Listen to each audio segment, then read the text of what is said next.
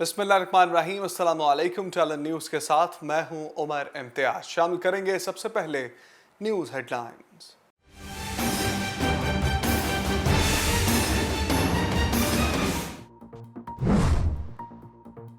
Money laundering reference में वज़ीर-ए-आज़म को बड़ा रिलीफ। लाहौर की एहतसाब अदालत ने शहबाज शरीफ की मुस्तकिल हाजिरी माफ़ी की दरखास्त मंजूर कर ली।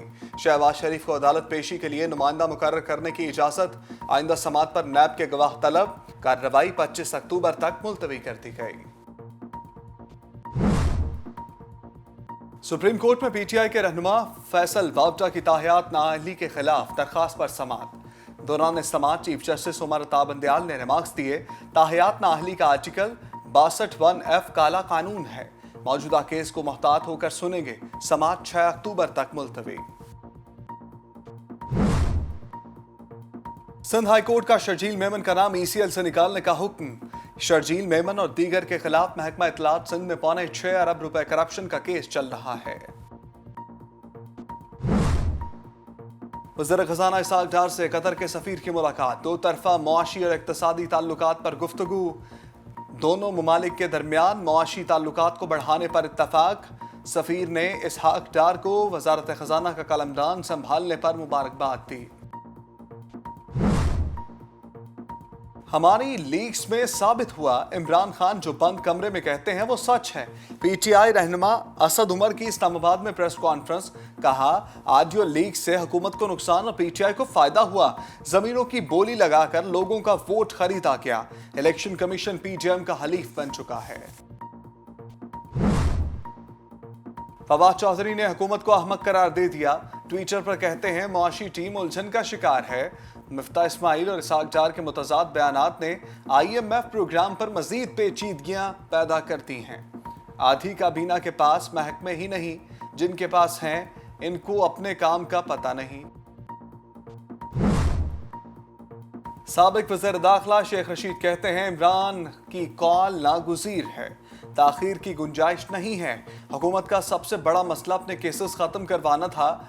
उनका मकसद मिफ्ता को अपने रिश्तेदार से तब्दील करवाना था और घर की बात घर ही में रखवाना था। इक़्तिदार के भूखों का जुम्मा बाजार लगा है। पाकिस्तानी रुपए की उड़ान, डॉलर हलकान। इंटर बैंक में डॉलर मजीद ₹2.29 सस्ता, 225 रुपए की सतह पर पहुंच गया। दूसरी जानिब स्टॉक एक्सचेंज में 100 इंडेक्स 232 पॉइंट्स के इजाफे के साथ रिकॉर्ड किया गया। इंडेक्स 41,443 पॉइंट्स की सतह पर रिकॉर्ड। इस्लामाबाद में किसान इत्तेहाद का धरना 7वें रोज भी जारी। किसानों की आज वज़ीर-ए-आज़म शहबाज शरीफ से मुलाकात शेड्यूल। वज़ीर-ए-आज़म किसानों के लिए बिजली और खाद की कीमतों में कमी समेत दीगर मुतालबात की मंजूरी का ऐलान करेंगे। अक़वाम मुत्तहिदा का पाकिस्तान के सैलाब ज़दगान के लिए बड़ा इक़दाम। इंसानी इमदाद की अपील में 5 गुना इजाफा कर दिया। इमदाद $16 करोड़ से बढ़ाकर 81 करोड़ 60 लाख डॉलर हो गई। UN हुकाम के मुताबिक सूरत हाल पर काबू पाने के लिए 816 मिलियन दरकार हैं। और सिंध भर में सैलाब से तबाही के असरात। ट्रेन ड्राइवर और अमले ने रेलवे ट्रैक को नाकाबिल इस्तेमाल करार दे दिया। हुकाम का ट्रेनों की बुकिंग 20 अक्टूबर तक रोकने का हुक्म। कराची और सक्खर डिवीजन में ट्रैक सिग्नल सिस्टम और पुलों की तामीर का काम जारी।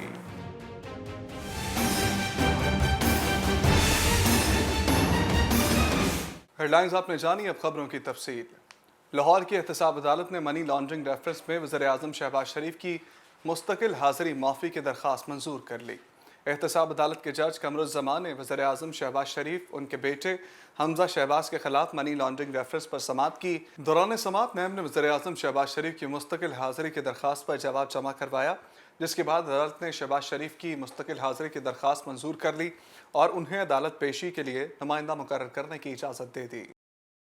चीफ जस्टिस पाकिस्तान ने ताहियात नाअहली के आर्टिकल 62(1)F को काला कानून करार दे दिया।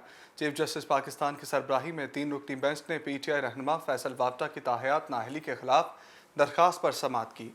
चीफ जस्टिस उमर अता बंदयाल ने कहा कि ताहियात नाअहली का आर्टिकल 62(1)F काला कानून है। हम मौजूदा केस को मोहतात होकर सुनेंगे, केस को तफसील से सुनेंगे। सूबाई वज़ीर इत्तलात सिंध शर्जील मेमन को सिंध हाई कोर्ट से बड़ा रिलीफ मिल गया। अदालत ने शर्जील मेमन का नाम मुस्तकिल ECL से निकालने का हुक्म दे दिया। सूबाई वज़ीर और पीपल्स पार्टी रहनुमा शर्जील मेमन और दीगर के खिलाफ महकमा इत्तलात सिंध में ₹6.25 अरब करप्शन का मामला सिंध हाई कोर्ट ने शर्जील मेमन की नज़रसानी की दरख्वास्त मंजूर कर ली और शर्जील मेमन का नाम मुस्तकिल ECL से निकालने का हुक्म दे दिया।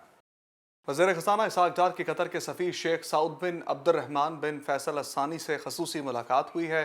दोनों रहनुमाओं की मुलाकात में पाक कतर इक़्तिसादी ताल्लुकात मज़ीद बढ़ाने के इक़दामात पर तबादला ख्याल किया गया। कतर के सफ़ीर शेख सऊद बिन अब्दुर्रहमान बिन फैसल असानी ने इसहाक़ डार को वज़ारत ख़ज़ाना का कलमदान संभालने पर मुबारकबाद दी। साबिक़ वफाकी वज़ीर असद उमर का कहना है कि मुल्क की जमहूरियत में सिर्फ सियासतदानों का किरदार नहीं है। ऑडियो लीक से हुकूमत को नुकसान और PTI को फ़ायदा हुआ है। PTI रहनुमा असद उमर ने प्रेस कॉन्फ्रेंस करते हुए कहा कि ऑडियो लीक्स का चर्चा है, हमारी बात भी इससे जुड़ी हुई है। ऑडियो लीक्स में वज़ीर आज़म शहबाज शरीफ और उनकी काबीना की बातें हैं।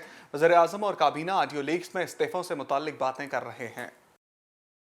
तहरीक इंसाफ के रहनुमा और साबिक़ वज़ीर इत्तलात फवाद चौधरी ने कहा है कि माशी टीम उलझन का शिकार है और उनकी सियासत दफन हो चुकी है। अपने एक बयान में फवाद चौधरी ने कहा कि मिफ्ता इस्माइल और इसहाक़ डार के मुतज़ाद बयानात ने IMF प्रोग्राम पर मज़ीद पेचीदगियाँ पैदा कर दी। यह हुकूमत तारीख की सबसे बड़ी अहमक टीम तश्कील दे रही है। आधी काबीना के पास महकमे ही नहीं है, जिनके पास हैं उनको अपने काम का पता ही नहीं। वजारत IT से एक डैशबोर्ड नहीं बना।